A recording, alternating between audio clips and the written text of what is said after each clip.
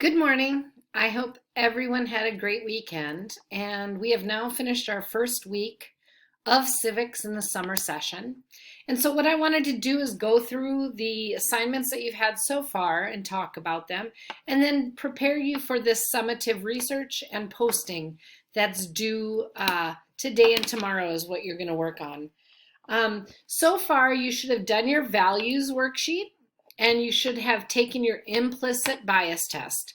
I want to talk to you about the implicit bias test because it seems obvious, but what we don't realize is that underlying our beliefs, we have ideas about people, and we don't recognize them as being racist or prejudiced, but they exist because we have always had a narrative coming to us about certain people.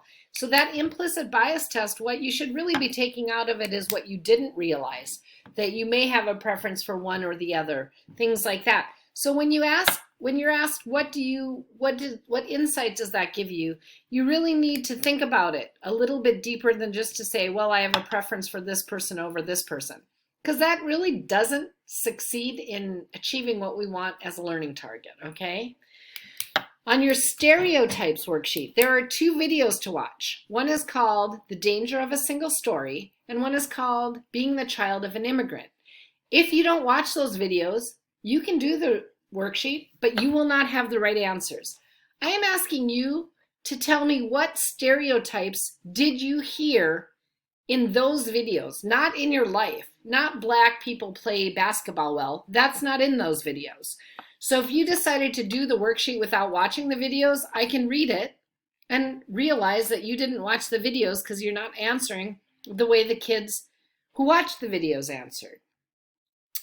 So on Friday last week, you were supposed to take a political ideology survey. And what this would do is give you some insight into where you lean in the political realm, in the scope, on different issues. You'll answer, and then they'll tell you, you line up with Democratic or liberal, or you line up with Republican and these people. It's just for us to know ourselves, okay?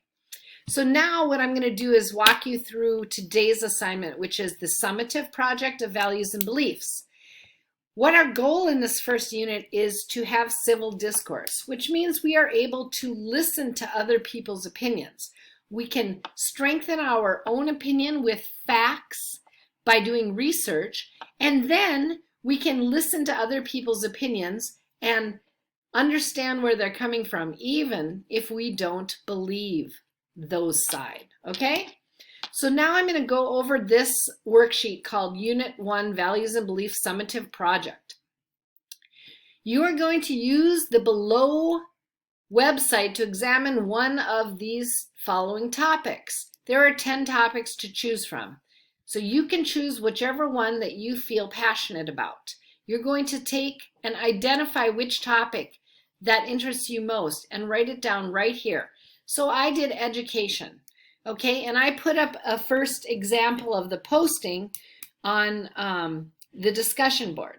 But you are first going to go to this website, which is the Student News Daily. And it looks just like this. It says conservative versus liberal beliefs. So in the event that you choose education, for example, you'll go down to education and you'll read the two opinions. Liberal says public schools are the best way to educate students. Vouchers take money away from public schools. Government should focus additional funds on existing public schools, raising teacher salaries, and reducing class size. That is the liberal opinion. The conservative opinion is school vouchers create competition and therefore encourage schools to improve performance. Vouchers will give all parents the right to choose good schools for their children, not just those who can afford private schools. So on your worksheet, if you were to choose education, you would be writing down what is the liberal stance and what is the conservative stance. So right here, it says, do you agree with the liberal or conservative stance on this issue? Use a quote from the stance on the website to back up your claim. In my case, I believe in the liberal opinion on education. So when I go here, I would say, I believe in the liberal opinion because I believe that vouchers take away money from public schools and that public schools need to be better funded. So that's where I would write that, and I would use that quote right here. I believe in the liberal stance on education because I believe that vouchers take money away from public schools.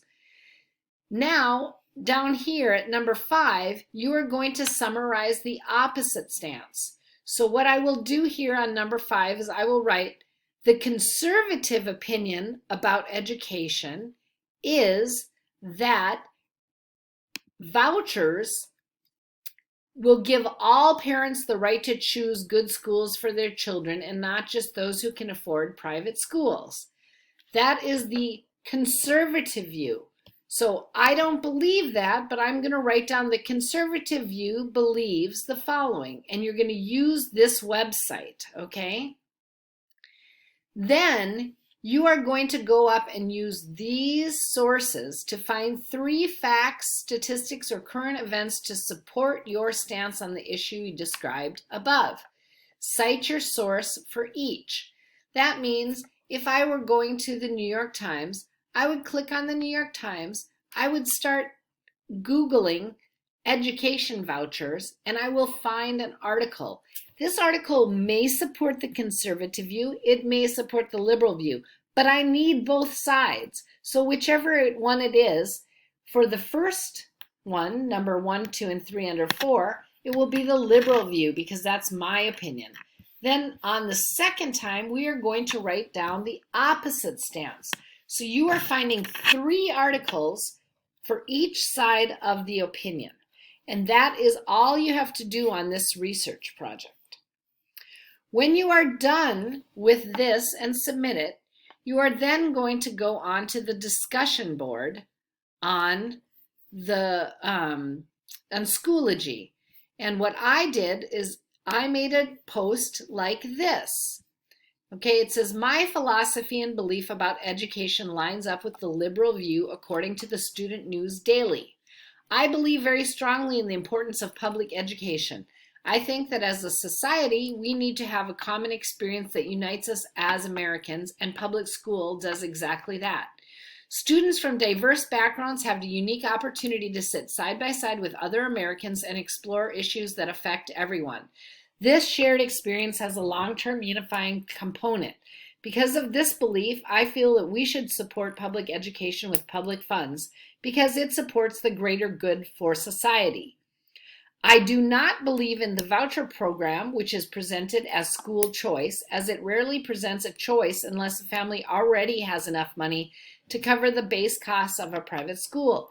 It isn't choice because it cannot be applied equally to all people.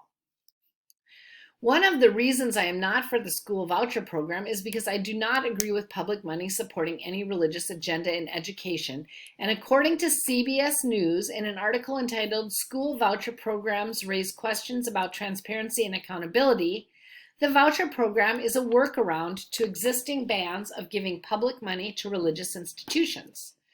Another reason I don't believe in the voucher system is that some of the schools that look good from the outside are missing important elements of equal education.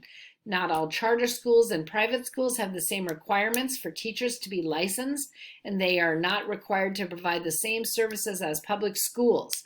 When parents choose to move their children, they are not always expressly told that the school does not comply with the standards such as disability services.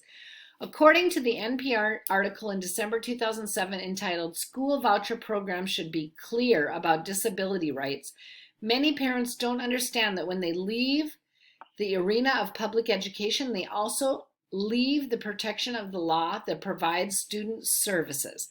The money that is normally going to public schools are redirected to schools that are not as concerned about the welfare of students. These are 2 reasons I am not in support of school vouchers and why my position is considered liberal on education.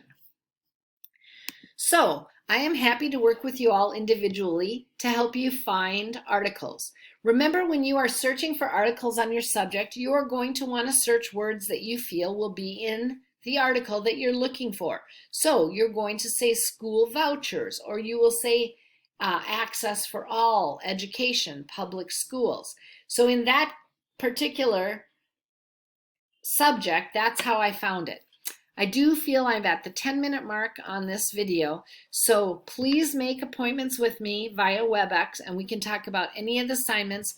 I've made them so you must finish one assignment to open the next, so that you do all of the work leading up to the summatives. Please feel free to reach out, and thank you so much. I hope you all have a great day.